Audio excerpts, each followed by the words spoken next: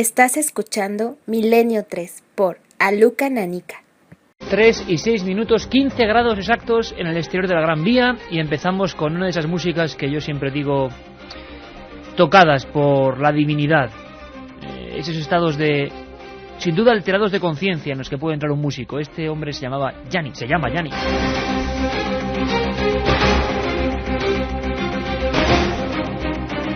Carmen Porter, buenas madrugadas. Buenas madrugadas. Ante todo, un gran saludo y un afectuosísimo abrazo a toda la gente de Alicante, esas 1000 personas claro que abarrotaron el Paraninfo, ¿no? Da gusto estas salidas que hace Milenio 3 porque se encuentra con gente de verdad qué fantástica, qué acogida nos dan en cada sitio que vamos, ¿eh? Además en la universidad, qué sintomático, qué significativo, ¿no? Y de universidad a universidad, porque también en Toledo vamos a un sitio que pertenece a la Universidad de Castilla-La Mancha. Un sitio el próximo viernes. Dentro de 7 días, el convento de San Pedro Mártir. Un sitio que la leyenda dice que tiene hasta espectros.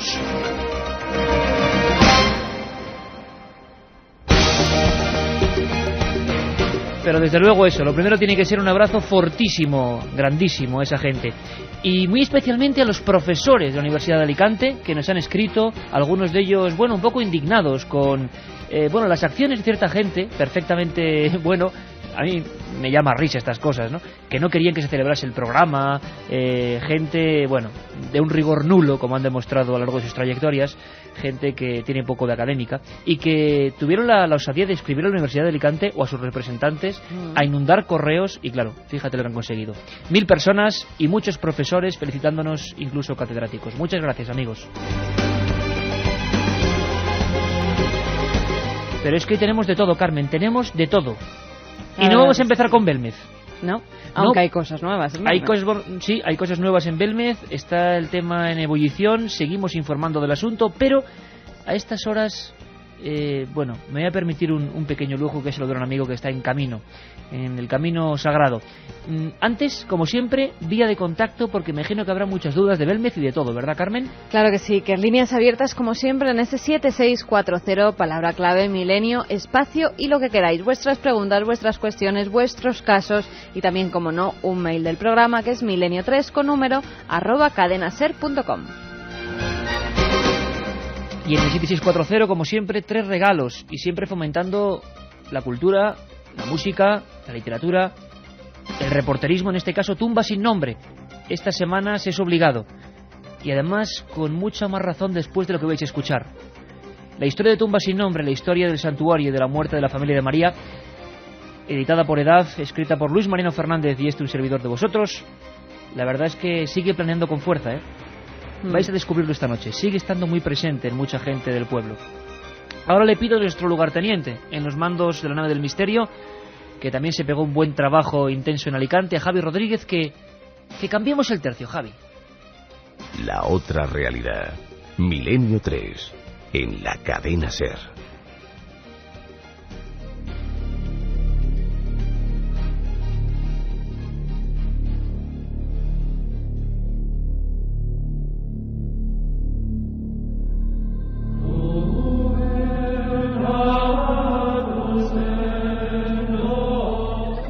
Cánticos gregorianos que evidentemente nos indican que hay alguien haciendo el Camino de Santiago, alguien que es un reportero y que viaja con su distintivo de Milenio 3 de la cadena SER y que está viviendo toda serie de experiencias paranormales.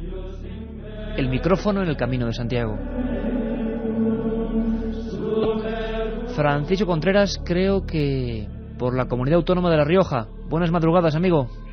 Buenas madrugadas, Iker, Carmen, buenas madrugadas a Javier Rodríguez, que está en los mandos técnicos de esta nave del misterio, y sobre todo a todos los oyentes de Milenio 3, desde un sitio, de un lugar que se llama Azofra, una pequeña urbe a 6 kilómetros de Nájera, a unos 6 kilómetros de Santo Domingo de la Calzada y a 23 de Grañón, donde mañana haré escala pues con el cielo encapotado, en las laderas de la Sierra de la Demanda, cerca del Pico de San Lorenzo, en las faldas de Escaray, más conocido como la estación de esquí de Valdescaray.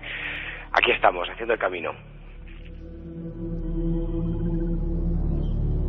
Y creo, Fran, que en esta semana, a pesar de que conectamos contigo en Alicante para hablar de un tema concreto que tú habías investigado, esta semana has vivido un gran cúmulo de experiencias personales.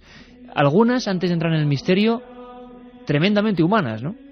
Tremendamente humanas, porque si me permites un segundo tengo un saludo que darte, un saludo para ti y para el resto de oyentes de Milenio 3, porque he podido compartir algo personal fuera de lo normal, nunca mejor dicho, un auténtico fenómeno paranormal. Es el saludo de los reclusos del centro penitenciario de Nanclares, con los que he convivido 3 días en una actividad que llevan en el centro penitenciario para reinsertar a los presos. Y ha sido algo sobrecogedor, porque entre esos reclusos hemos podido encontrar oyentes de Milenio 3 que me daban ese saludo para ti y para el resto de la audiencia, y era gente increíble y maravillosa. He pasado 3 días hablando de los nuevos datos de las caras de Belmez, del caso Manises y de tradiciones curanderiles y brujeriles, y para ellos va este saludo que te transmito para el resto de reclusos del centro penitenciario de Nanclares, y sobre todo lo que es la curiosidad o la casualidad, entre comillas, que me está dando este camino. Resulta que mañana, cuando llegue a Santo Domingo de Calzada, encontraré unos esvotos muy curiosos, unos esvotos que son grilletes y cadenas, porque en el medievo los peregrinos que hacían esta ruta sacobea eran liberados y así no tenían que cumplir sus condenas. Una tradición que incluso actualmente, en pleno siglo XXI, y que se sigue manteniendo en los Países Bajos.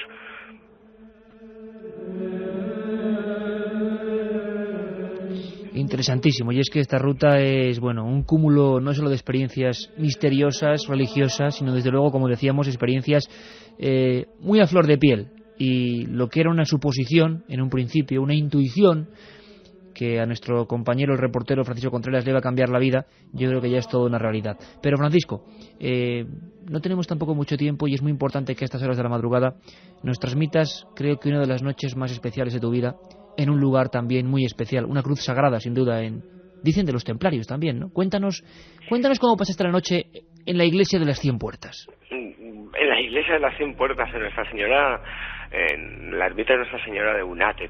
Bueno, la alforja de la mochila de Milenio 3, que lleva esa credencial 2532, se está llenando de documentos de todo tipo, ¿no? Hay que empezar a analizar y a sintetizar, desde la entrevista a José Luis Solano, el responsable histórico de San Juan de la Peña, afirmando ante el micrófono amarillo de la cadena SER que ese lugar era propiedad del culto pagano, la naturaleza, hasta el acuartelamiento encantado de Jaca, donde pude conseguir algunos testigos de fenómenos extraños, pasando por la visita que hicimos al monasterio de Leyde, que la semana pasada, que tuvimos problemas técnicos y no pudimos contactar, con esos cantos gregorianos, y un extraño suceso de 24 horas sin rastro, vamos a decirlo así, esas desapariciones con damas blancas que sufrió el abad San Virilia, hasta el Cristo sangrante del Castillo San Javier, pasando por los museos y las entrevistas que hemos podido hacer a Carlos Ayarre, doctor en Derecho Teológico, quien nos mostró ese tesoro, mal llamado tesoro de las reliquias, más de 80 reliquias concentradas en Sangüesa, y a lo que tú haces referencia es una pequeña ermita en la que, tuve que pernoctar. Ocurrió durante la etapa que me llevaba desde Monreal hasta Nuestra Señora de Unate, 27 kilómetros. Unate, de ahí lo de 100 Puertas en euskera, ¿no? Efectivamente. Era una jornada dura porque uno arrastra tendinitis y, alguna que otra calamidad se pasa en el camino. Y que la noche había caído ya cuando yo llegué a Unate. Unate está como sumergida en la tierra, no se ve, incluso desde la carretera es difícil verla. Eran las 8:30 de la tarde. Teníamos, porque iba varios peregrinos conmigo, como eran Blanca, Pilar y Teresa, teníamos que pernoctar en el albergue. ¿Y cuál fue la sorpresa después de llevar 27 kilómetros lloviendo, con las capas puestas en las mochilas, de barro hasta las rodillas, que ese albergue está cerrado? La situación, la verdad es que era bastante angustiosa, porque estábamos en plena estepa. Solamente una pequeña luz iluminaba la ermita y nos encontramos que la iglesia estaba abierta. Y nos ubicamos casi como en otro tiempo. Tuvimos que encender los cirios que hay en esa iglesia octogonal y revivir seguramente lo que revivían los peregrinos del siglo XV. ¿Podríamos hacer una fotografía muy rápida de Unate por dentro? ¿Esa iglesia o esa ermita de la que tanto han hablado como encomienda templaria y lugar de misterios?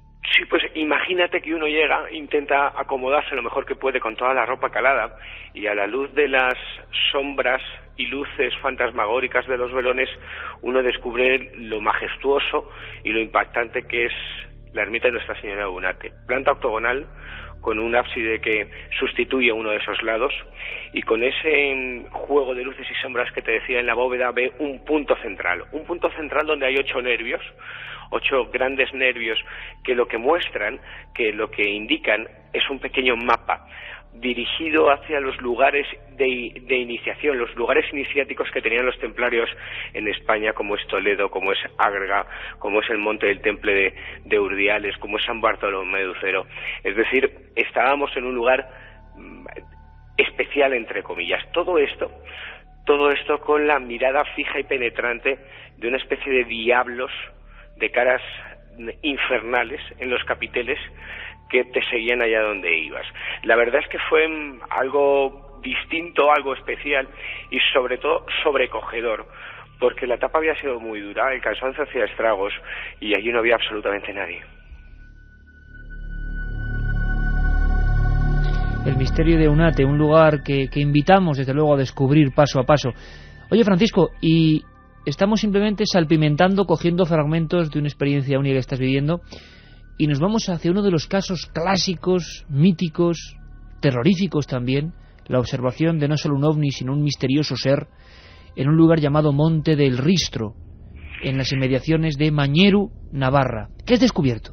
Pues justamente antes, bueno, después de pasar en Unate y pasar el Puente de la Reina, que ya hablaremos de la iglesia del Crucifijo y ese Cristo con la pata de oca, o de la única talla gótica del apóstol Santiago, conocida como Belza, Santiago el Negro, Belza en vasco es negro, pues llegamos a Mañeru, y me acuerdo perfectamente cómo en el avance de esto, lo que iba a ser este Camino de Santiago, hablamos de uno de los grandes casos que yo tenía muchas ganas de contar, y es el expediente Mañeru. Ocurrió el 18 de febrero de 1976, y sus protagonistas fueron un grupo de colegiales junto con su profesora, Dorotea Pestagui. Ellos salían del colegio, te lo voy a resumir brevemente porque hay que seleccionar bien los cortes para que todos los oyentes sean testigos de primera mano de lo que ocurrió. Salían del colegio con su profesora, como te decía, Dorotea Pestagui, ya fallecida hace 2 años, y cuando iban por el monte, hoy conocido en aquella época como el Monte del Ristro, actualmente es una cantera, queda muy poquito de ese monte originario, y es etiquetado como el Monte del Ovni. El Monte del Ovni le han puesto a partir de ahora. El Monte del Ovni es desde aquel día. Qué bueno. Pues un grupo de los primeros niños que iban en esa salida del colegio vieron un resplandor, una figura ovaloide posada encima de ese monte desde aquel día del ovni. Los siguientes niños lo que vieron no solamente fue esa luz, sino que ver desaparecer esa luz, en el suelo quedó una mancha, un terreno calcinado, y antes de que desapareciera vieron un extraño ser antropomorfo justo al lado de esa luz. Un ser de gran altura, ¿no, Francisco? De gran altura.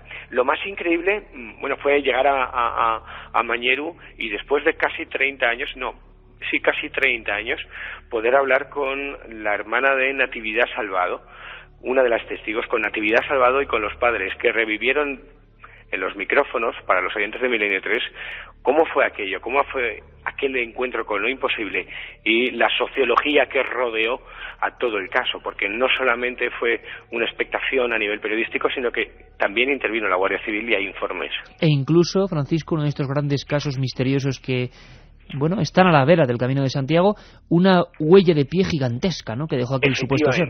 Efectivamente, una huella de pie que además tuvo que ser analizada o presuntamente parece que fue recogida y analizada por los miembros de las fuerzas de seguridad del Estado. Es decir, quizás casi 30 años después se pueda reabrir uno de los grandes casos que para algunos grupos de investigadores ufológicos españoles estaba cerrado y lanzado al olvido.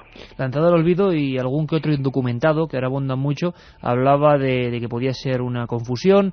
La gente que tú entrevistaste, Francisco, seguía todavía con el miedo a flor de piel, seguían recordando y avalando lo que vieron aquella tarde de febrero del 76. Más que miedo, lo que siguen afirmando es que aquellos niños no mentían y que allí ocurrió algo que es muy difícil de explicar.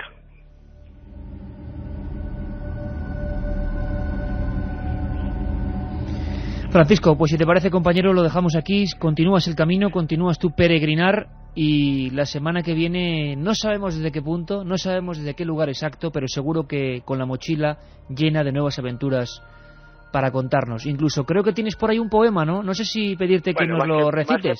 Más que poema.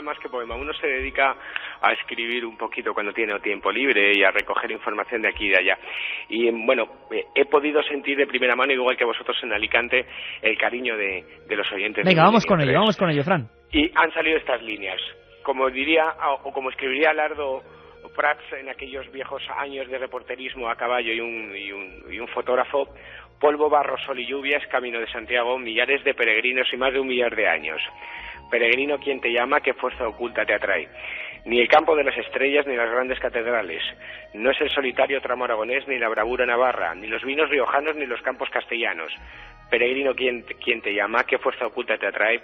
Ni las gentes del camino ni las costumbres rurales. No es la historia y la cultura, ni el gallo de Calzada, ni el palacio de Gaudí, ni el castillo de Ponferrada. Todo lo veo al pasar y es un gozo verlo todo. Mas la voz que a mí me llama lo siento mucho más hondo. La fuerza que a mí me atrae no sé explicarla ni yo. Es la búsqueda del misterio. La fuerza que a mí me empuja son los caballeros del tercer milenio. Vosotros, los oyentes de Milenio 3. Bravo, amigo, bravo. Ese es el espíritu. Un abrazo muy fuerte, compañero, y buen viaje. Adelante, adelante. Como dicen por estos lares, Ultrella, adelante, adelante, buen camino. Un abrazo, amigo. Milenio 3. En la SER, la otra realidad. Milenio 3. En la cadena SER. Mensajes en ese 7640, algunos de ánimo para Francisco Contreras, como el de Isaas de Arriate, que nos dice: buenas madrugadas, solo quería darle mi apoyo a ese peaso Francisco Contreras, al igual que lo acompañé en Cortijo Jurado y Alerta 2004. Hice el Camino de Santiago este verano y pude comprobar la espiritualidad y el ambiente especial que existe a su alrededor, nos dice Guillermo de Ciudad Real. Soy Ginés. En unos días vamos a ir a la ermita templaria de San Bartolomé de Ucero. Os aseguro que me emociona poder asistir al encuentro con el misterio. José Luis desde Orihuela, que nos dice: muchas gracias por el pedazo programa en Alicante y por vuestra paciencia para atendernos a todos en la salida. A ver si os puedo ver más. Pues hay una cita, ¿verdad, Carmen? 7 días. No, menos de 7 días. Día 29. El viernes día 29 estaremos en Toledo, en la iglesia de San Pedro Mártir, eso es. San Pedro Mártir, desde las 12 de la noche estaremos, pues como siempre que salimos con Milenio, con un previo, con imágenes, con sonidos, con testimonios, y como siempre a la 1:30 conectaremos con toda España para que todos conozcáis los misterios de una ciudad mágica, Toledo. Y por favor, con cualquier duda, poneos en contacto con Cadena SER en Toledo, y lo más importante, con la Cadena SER de Toledo, y que nadie deje de ir, porque al final siempre, con el asunto de invitaciones, al final siempre hay espacio y la gente puede ir, y como ha ocurrido en Alicante, que al final estuvimos todos muy a gusto.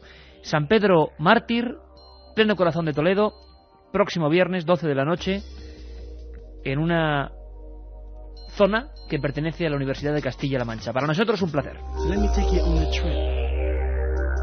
Un Cristo con una pata de oca, eso me suena a mezcla entre la tradición cristiana y el mundo de los seres mágicos. Pues está en Puente la Reina. Carmen, precisamente ese Cristo dicen que es cosa de los templarios, la cruz en Y. Y los templarios, bueno, pues también han tenido parte de actualidad, esa actualidad que siempre repasamos a estas horas para todos vosotros. Dicen que la orden de los templarios, pero esta orden no había desaparecido, no sé, inviste 8 nuevos caballeros, no en países lejanos, no, en Almagro. La Orden de los Templarios invistió este pasado sábado en Almagro a 8 nuevos caballeros durante un acto religioso y posterior ceremonia celebrados en la iglesia del antiguo convento de Santa Catalina, al que asistió la máxima autoridad de esta entidad en el mundo, el gran maestre Fernando Pinto Fontes. Los nuevos caballeros, procedentes de Murcia, Segovia, Madrid, Sevilla y Palma de Mallorca, recibieron el manto y la cruz como símbolos de su nueva condición. Actualmente hay 300 caballeros del Temple en España y unos 3.000 en todo el mundo, principalmente en los países europeos, y cada año se celebra una reunión en distintos lugares de la geografía española para armar nuevos miembros.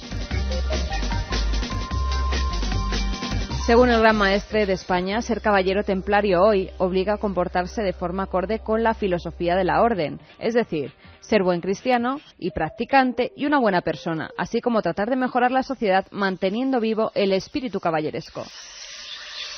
Bueno, pues si es así, yo animo a todos los nuevos templarios, porque son, bueno, valores que aquí también difundimos. Lo que ocurre es que espero que no ocurra como nos decía el gran Juan Eslava Galán, que por cierto recomendamos su obra, hablaremos con él en Toledo, sobre la mesa de Salomón.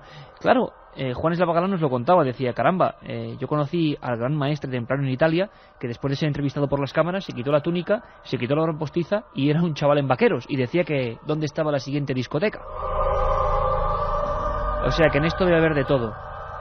Pero 7640, tumba sin nombre. Hablábamos, Carmen, de que la sensación que se han encontrado dos reporteros que hemos enviado allí, que han ido pues para recoger todo, para vivir la esencia del misterio, y que son dos buenos amigos de este programa, sigue presente, Carmen, de alguna manera, esa tragedia del Santuario de la Cabeza que precisamente relatábamos en Tumba sin nombre, esa investigación. Por eso están esos 3 libros. ¿Te parece, Carmen, que de alguna manera conectemos de nuevo con el punto informativo más fuerte todos estos días? ¿Te parece que vayamos a Belmez? Vamos allá. La actualidad evidentemente continúa en ese pueblo tan acostumbrado a ella, a la actualidad del misterio, Belmez de la Moraleda. ¿Cómo late Belmez a estas horas? Ellos, casi no hace falta presentarlos a estas alturas de Milenio 3, son José Manuel García Bautista y Guillermo León. Hola, compañeros, buenas madrugadas. Ay, buenas noches, y buenas noches a la audiencia. ¿Qué imagen se te queda de ese viaje, de esos días? ¿Cómo está Belmez? Belmez está agitado, inquieto y expectante, Iker. Yo me quedo con una imagen que para mí fue impactante, que fue cuando sobre las 6 de la tarde volvíamos a la calle Cervantes número 7, y al subir la Cuesta de las Caras, al mirar a la derecha, a la calle Real número 5, veíamos una cola inmensa ante la casa de donde vivió María Gómez Cámara, dispuestas a entrar en el domicilio donde se hizo famoso la Casa de las Caras, evidentemente, y aquella cola, Iker, me recordó a los comienzos del fenómeno en el año 1971. Con esa imagen me quedo yo. Y no nos extraña, desde luego. Guillermo, la crónica que habéis hecho está ya en ikerjimenez.com o estará en breves instantes, ¿no? Bueno, la crónica está ya disponible para todos los oyentes de Milenio 3. En el dossier, como siempre, sí, ¿no? Sí, está disponible en la parte del dossier.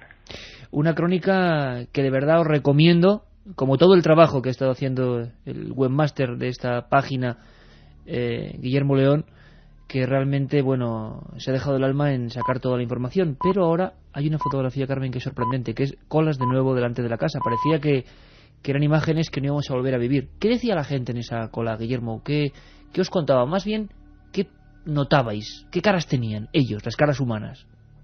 Pues sobre todo había mucha gente de Belmez y de fuera de Belmez, ¿no? Muchísimos curiosos, muchísimos coches, un pueblo abarrotado de coches que supongo que no estará muy habituado la gente de allí, ¿no? Y bueno, mucha expectación, muchas visitas también ayer a la casa de la calle Cervantes, pero bueno, ayer pues estaba cerrada, ¿no? Y lo que comenta José Manuel, pues la cola se ubicaba en la casa de María, ¿no? Y bueno, pues sobre todo eso, mucha expectación y ganas de ver el misterio. Oye, está cerrada por algo, además, esa casa ahora, donde han surgido las nuevas caras, porque según nos habéis comentado vosotros y el propio Pedro Amorós nos comentaba el viernes, las caras están desapareciendo, pero por lo mal que está ya el cemento, por la de miles de personas que han pasado, y esas caras se están borrando. Exactamente. La casa de la calle Cervantes, la 4ª planta, ¿no?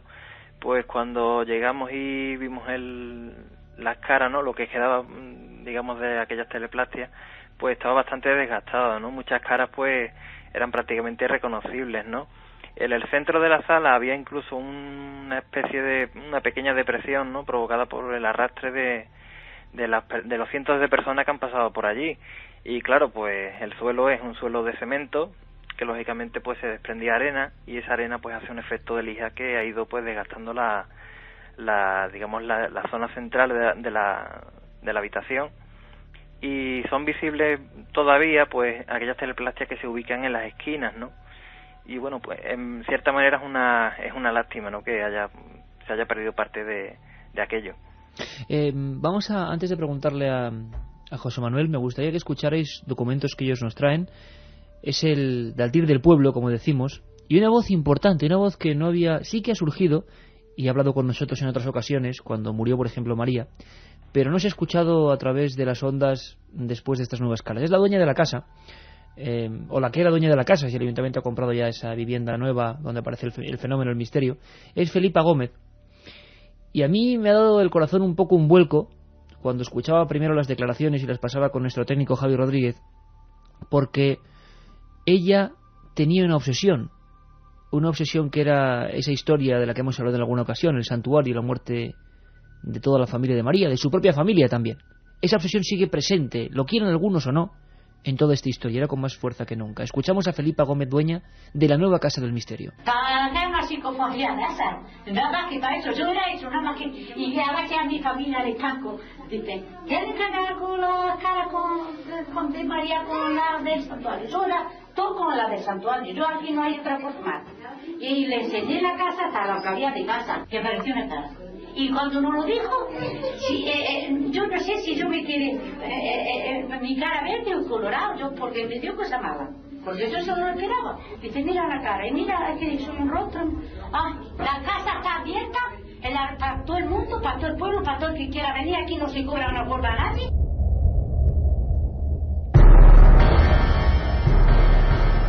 José Manuel, la sombra de la historia del santuario, ¿te pareció que seguía, nunca mejor dicho, ahí, agazapada, presente?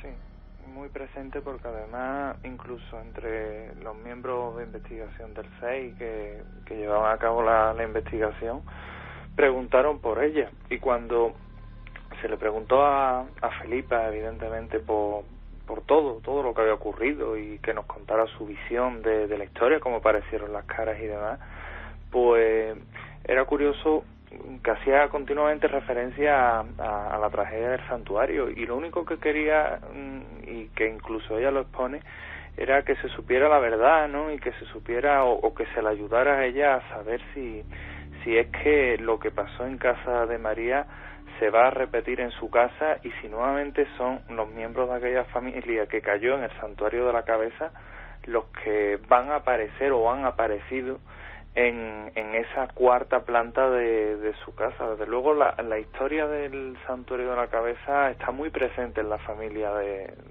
los Gómez Cámara, vaya. Escuchamos ahora, Carmen, el documento que tenemos, también obtenido por nuestros compañeros, por supuesto, es uno muy importante. En su época, en el 71, fue otro albañil el que tomó la rienda, Sebastián Fuentes León, que quedó su nombre para todas las crónicas de la época, como el que llegó hasta los huesos. En esta ocasión también hubo albañiles, ¿verdad, Carmen?, que hicieron su pequeño descubrimiento, y además como con intuición, viendo caras antes, ¿no?, según nos cuentan. Efectivamente, ahora y por primera vez también vamos a escuchar, gracias a José Manuel y a Guillermo, el testimonio de estos dos albañiles que en esta nueva casa pues han hecho los arreglos que ellos creían convenientes. Las caras como se han plasmado aquí no se ve en otro sitio. Allí no se ve estos síntomas de ninguna manera. Han visto todas las casas que puedan tener sin cemento y que no se han encontrado nada. Siempre si no tendría por qué salir. Sale por algo que no se sabe. Como una de las psicofonías esas decían de quitarse alfombra. Llegamos a la conclusión con Pedro y eso, que podía ser este trozo de baldosa, que curiosamente llamaba la atención porque era una baldosa rosa y otra negra. De hecho, estábamos aquí una tarde-noche y en las baldosas negras le dije yo a María, digo, a mi mujer, María, yo creo que en las negras se está viendo una cara. Yo sé que ambos compañeros iban con buena carga lógica y sana de escepticismo, de dudas, como tenemos todos. Yo no sé si han disipado, si ha ganado fuerza el terreno de lo misterioso, si creen que puede haber una explicación que no es paranormal. Guillermo, ¿tu opinión? Pues mi opinión... Sobre las nuevas caras. Sí, sobre las nuevas caras yo me apuntaría a la hipótesis que maneja el compañero Pedro Morón, ¿no? Y que, bueno, el pasado viernes, pues citaron en la rueda de prensa 3 factores: el suelo de la casa, la humedad que existe allí y esa supuesta inteligencia que hay por detrás, ¿no?, que se atribuye a María Gómez, ¿no? Una cosa que a mí me dejó muy inquieto fue el comentario que nos hacen en este corte los albañiles, ¿no?, y que comentan pues aquella psicofonía en la que comentaba, por favor quita la alfombra, o tira de la alfombra. Se referían a unas losas oscuras que se ubican en una pequeña habitación de unos 3-4 metros cuadrados que hay en la planta baja, y que bueno, que al retirarlas pues y echar una nueva, digamos, capa de cemento, ¿no? Pues emergieron nuevas caras, ¿no? O por lo menos atisbos de nuevas caras. Si comprobamos que por la mañana pues no aparecían esas caras, ¿no? Y ya a última hora de la tarde alguna más se veía, ¿no? Y bueno, lo que os comento, que yo me apuntaría a esa hipótesis. José, la más impresionante, la formación más impresionante quizá es esa que decimos, que se intuye que se parece a la difunta María Gómez. Yo sé que tú has empezado ya a trabajar en comparativas, una vez más, siempre tan polémicas, pero siempre a veces tan esclarecedoras. ¿Qué podemos contar a estas alturas y a estas horas? Pues de momento, Iker, aunque Pedro Amorós quedó y convino conmigo en enviarme algunas imágenes más claras de esa primera imagen que salió en el suelo y que tenía un cierto parecido, según comentaba él, con María. Sí es verdad que los estudios que llevamos hechos de momento sí indica que hay un parecido notable con todo, no solo ya con María, sino con todos los rasgos comunes en la familia. Familiaridad. Exactamente, que ya de momento hay una familiaridad, ya de momento, y con una semana de trabajo normalmente se exigen 3, ya supera el 50%. Yo calculo, y es una provisión en virtud de todos los estudios que hemos hecho y la experiencia que tenemos en ese terreno, en que cuando se afinen y se perfilen todos los puntos del estudio y se ajusten a lo que son los datos estadísticos, nos podemos encontrar, yo calculo que más de un 70% de familiaridad entre las dos imágenes. Ya te digo, trabajamos con dos imágenes que son puntos medios, nunca se coge ni la más favorable ni la menos favorable, sino una casi al azar, ¿no? Un punto medio. Y yo calculo, en virtud de lo que ha dado en una semana, que va a superar el 70%, por lo tanto, sin miedo a equivocarme, yo podría decir que prácticamente van a ser dos imágenes coincidentes o que nos va a indicar al menos que se trata de esa persona. Dato realmente importante a estas horas de la madrugada. Guillermo León, José Manuel García Bautista, compañeros que, como hemos dicho, plasman su crónica ya disponible en ikerjimenez.com. Guillermo, José Manuel, si os parece, dentro de 7 días hablamos de unas experiencias muy duras, tremendas, no en Belmez, sino en Tomares, si no me equivoco, ¿no? Efectivamente, Iker, porque tenemos un caso que estamos investigando tanto Guillermo como yo, y la verdad es que ya hemos vivido experiencias allí que la verdad a mí particularmente y personalmente no me gustaría que se repitieran, demasiado fuerte. Pero habrá que contarlas, y además ahí estaréis vosotros, como siempre. Un abrazo a los dos, compañeros. Un abrazo, Iker. Un abrazo muy fuerte. A toda la audiencia. Milenio 3 en la SER. Muchas preguntas que nos llegan a este 7640 en torno al tema que está de actualidad, a Belmez de la Moraleda. Patricio desde Murcia nos dice: María ha vuelto para demostrar que no era un fraude. ¡Qué miedo! Cierro los ojos y veo las caras. Soy Juanma de Valencia. Estoy convencido de que con las nuevas caras María nos quiere decir algo. ¿Desde dónde está? Seguid así, no cambiéis. Fer desde Chichón nos dice: he escuchado en la radio que las nuevas caras de Belmez son pintadas. Aquí habría que hacer un inciso, si me permites, Carmen, porque desgraciadamente Internet es un lugar que puede ser maravilloso, por ejemplo, como estábamos comentando ahora en la página ikerjimenez.com, donde hay vídeos, imágenes, radio, los documentos, todas las fotos, y también puede ser un lugar, sobre todo los foros, donde cualquiera, absolutamente cualquiera, esté desequilibrado, sea un ignorante o no, puede intentar reventar el trabajo de otros investigadores sin aportar ninguna prueba, sin saber cuál es su nombre. Así es muy sencillo, muy fácil y muy cobarde, y está ocurriendo con el trabajo de nuestro compañero Pedro Amorós.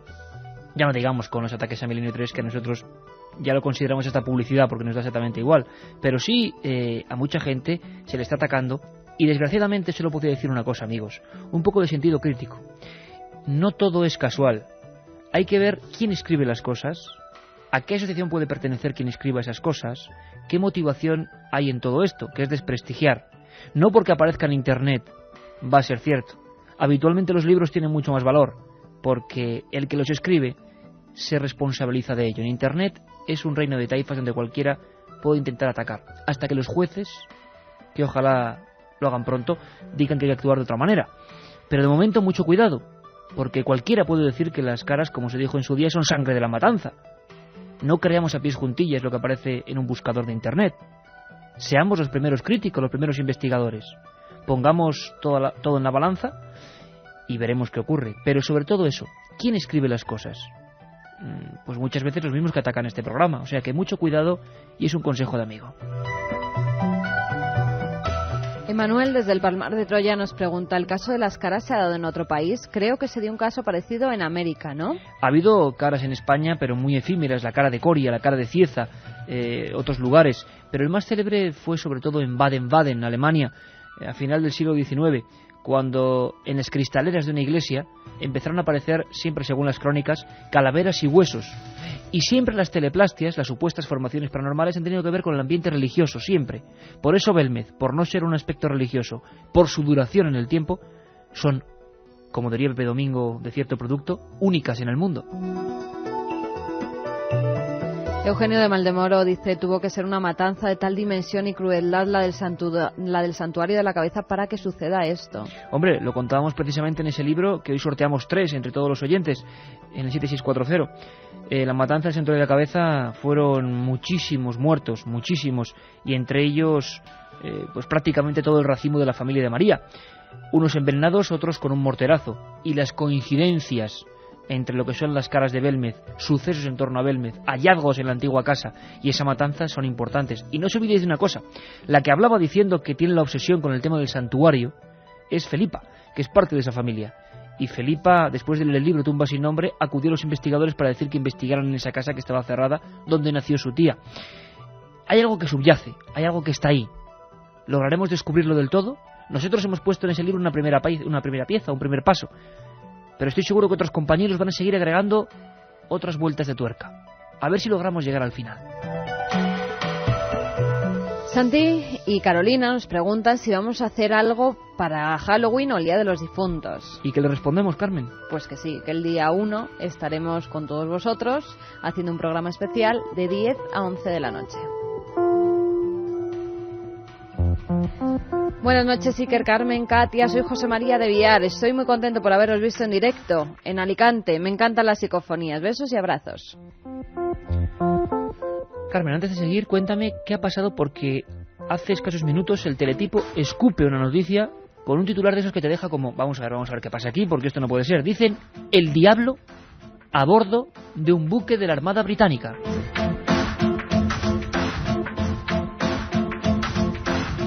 Y ese teletipo decía: el diablo se pasea de uniforme por la cubierta de un buque británico después de que la Armada del Reino Unido haya registrado oficialmente a su primer satanista y le haya autorizado a practicar rituales satánicos en un barco de guerra.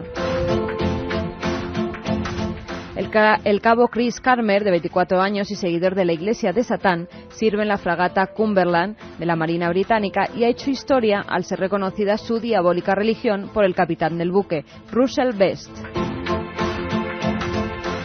Según un portavoz de la Armada, Cranmer acudió a su oficial de mando con la petición de practicar su fe en el barco y se le concedió. Según dicen, creemos que es el primer satanista confeso que sirve en el ejército, aunque no tenemos un registro oficial de creencias religiosas.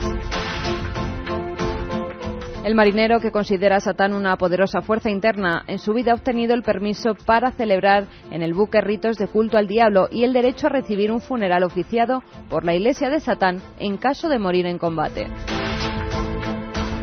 Para los rituales satánicos, Cranmer cuenta con una toga negra, un altar, una campana, velas, un sable y la reproducción de un falo. Al parecer se hizo satanista hace 9 años cuando quedó embriagado por la lectura de la Biblia satánica escrita por Anton LaVey, que fundó la Iglesia de Satán en 1966 en San Francisco, en Estados Unidos. El diablo a bordo de un buque de la Armada Británica.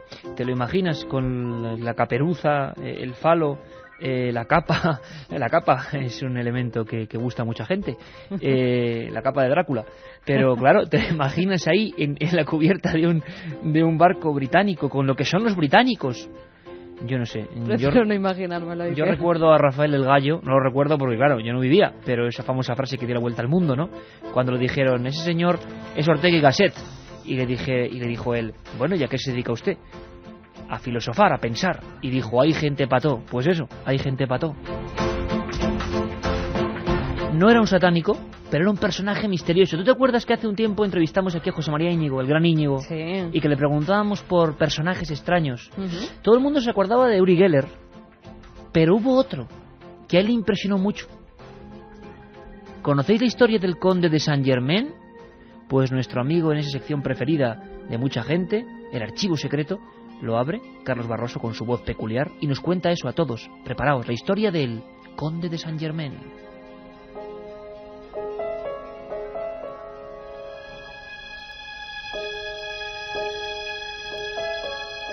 Su vida fue todo un misterio, y todavía hoy lo sigue siendo. Se hacía llamar Conde de Saint-Germain. Las crónicas históricas más antiguas lo sitúan en el siglo XVIII. Hablan de él como un personaje enigmático que apareció en la corte francesa del rey Luis XV y del que se desconocía prácticamente todo, incluido su origen. Despertó la admiración y el respeto de lo más destacado de la nobleza gala, gracias, en gran medida, a sus inexplicables dotes alquímicas.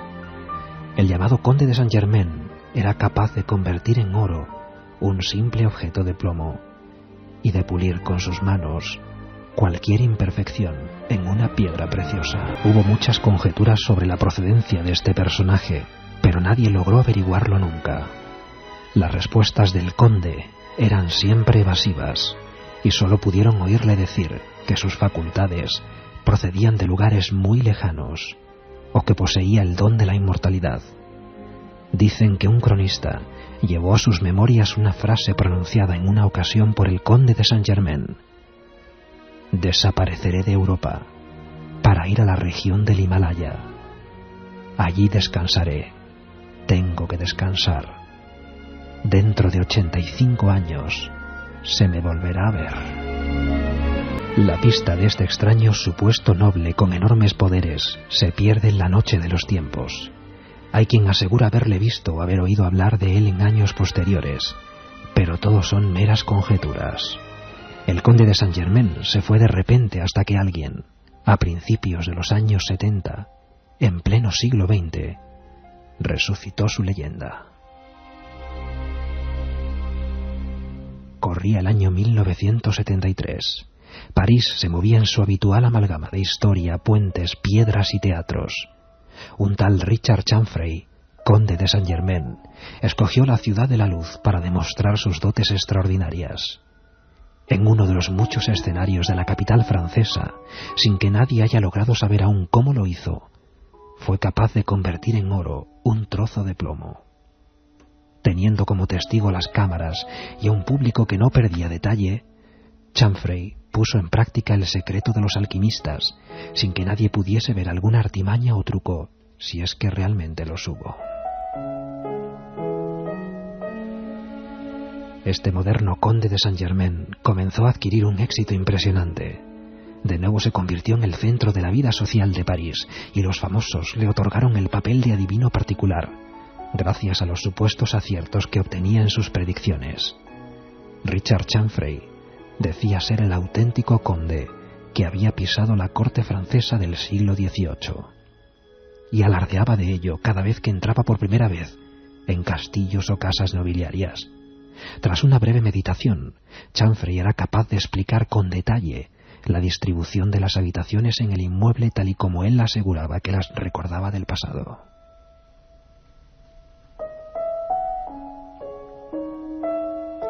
Richard Chanfrey contaba con un atractivo y un magnetismo especial.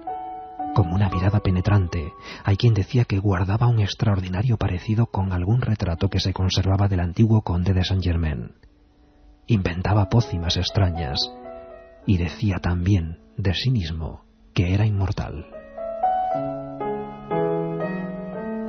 Las últimas andanzas de este excéntrico personaje fueron, sin embargo, de lo más mundano.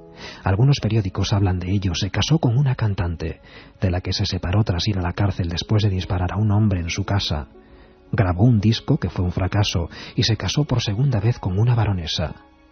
En 1983, con aspecto débil y demacrado, sin el encanto que tanto había atraído a la alta sociedad de su tiempo, el conde de Saint-Germain y su segunda esposa aparecieron muertos, encerrados dentro de su coche. Habían consumido gran cantidad de pastillas y se habían suicidado, inhalando el gas del escape del motor. Eso es lo que dicen algunos periódicos de la época, que tratan de desmontar algunos de los supuestos poderes de Richard Chanfrey y desacreditarlo reviviendo un pasado algo turbio. Pero lo que nadie ha podido aclarar jamás es si este era realmente el conde de Saint-Germain. Farsante o no, lo cierto es que Chanfrey sí consiguió llevar a cabo una de las enormes proezas por las que el viejo conde era conocido. Sin que ninguna persona pudiera explicar cómo, logró convertir el plomo en oro, sin utilizar para ello ningún truco.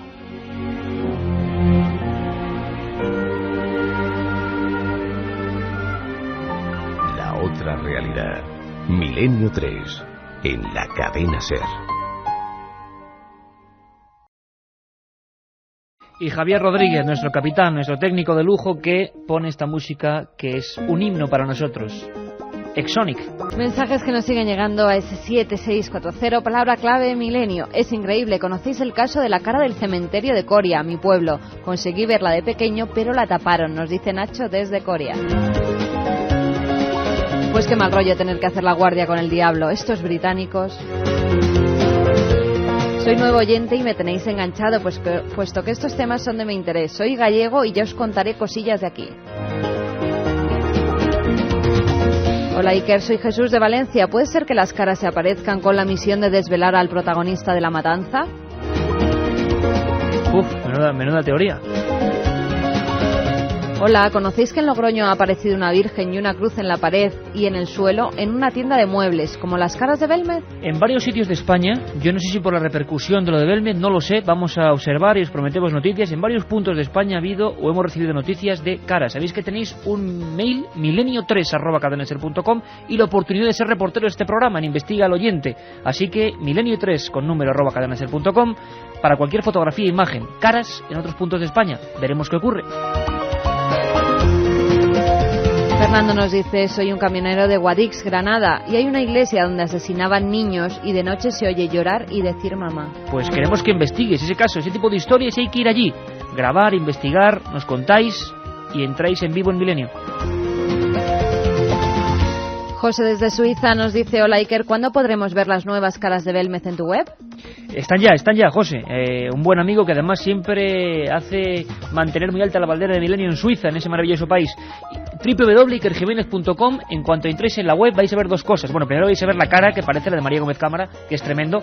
Gracias a todo el esfuerzo de Guillermo León tenéis Dossier Belmez y ahí tenéis documentos de vídeo, las fotografías, las imágenes, las crónicas, los documentos de radio, todos los programas de archivo en el que hemos tocado el tema, todo ahí, ikerjimenez.com, desde ya. Yusef desde Ceuta nos dice, aquellos que quieren desprestigiar el trabajo de un investigador que nos muestra lo oculto son ignorantes a los cuales no hay ni que mencionar. Y además sin pruebas. Soy Javi de Manresa, soy guarda de seguridad de un cementerio. Esto es tétrico, pero nunca dejaré de escucharos. Para entretenerme grabo psicofonías. Pues eso sí que es tétrico, no Milenio 3, lo de grabar psicofonías era más tétrico. Buenas noches, soy Javier de Plasencia. Aquí también hay universidad. A ver cuándo os animáis si venís a esta. Me encanta el tema de los templarios. Hombre, Plasencia, un lugar maravilloso, precioso. Y hombre, si nos invitan a la Universidad de Plasencia, pues hablaremos de misterios templarios en Plasencia, por ejemplo. Vamos, si quieres, con los ganadores, Iker, que son Fermín. Este fin de semana ha estado en Belmez, era la primera vez que iba y se me han puesto los pelos de punta por lo que he visto. Impresionante. Pues para que sigas viendo, un libro de tumbas sin nombre va para ti, Fermín. Otro va para Olga, que nos dice, creo que los templarios y otras órdenes están más presentes de lo que creemos en nuestra sociedad. Y el último es para Jenny. ¿Puede ser que María, la de las caras, os quiera dar un mensaje para que sigáis investigando? Yo creo que sí. Como siempre en Milenio, ¿quién sabe? Bueno, y muy importante, amigos, dentro de unos días, el viernes, en un marco de esos que Javi Rodríguez lo va a disfrutar, Javi, lo vas a disfrutar en Toledo, en un convento, imagínate, donde hay lápidas, donde hay tumbas y donde hay una historia de fantasmas. ¿Y contado por quién? Por profesores de la Universidad de Castilla-La Mancha, como Luis Rodríguez Bausá o Fernando Ruiz de la Puerta, que son de los primeros que han escrito de Misterios de Toledo en este país. Con ellos estaremos y será un placer. Convento de San Pedro Mártir, viernes 29, a partir de las 12 en el previo, 1:30 para toda España, no os lo podéis perder, tenéis que acudir. Y en Vitoria el 5 de noviembre. El 5 de noviembre estaremos en Vitoria. En el Centro de Congresos Europa, un lugar bien conocido en la avenida Gasteiz, 5 de noviembre. Y sin duda Ochate y otras historias célebres de allí tendrán mucho que ver. Nos vemos, amigos, ha sido un auténtico placer estar con vosotros, dar revista a todo lo que está ocurriendo, y la próxima semana, la Cueva de Hércules, Misterios Templarios, el Hombre de Palo y Juanelo Turriano. Se me viene a la mente cada misterio. Bueno, en Toledo, dentro de unos días. Un abrazo, amigos. Milenio 3 en la SER.